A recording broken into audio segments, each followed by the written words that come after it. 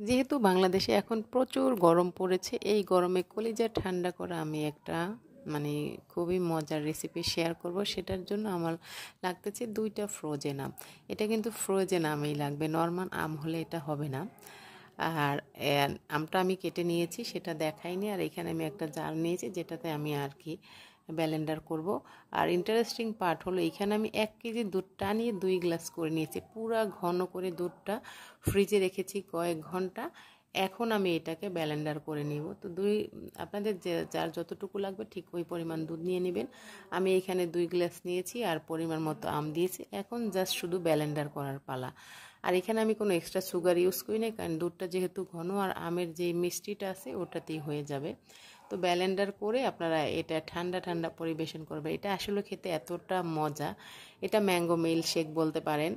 তো ওরকমই জাস্ট আমি ফ্রোজেন আম দিয়েছি এই কারণে যাতে ঠান্ডা খেতে ভালো লাগবে।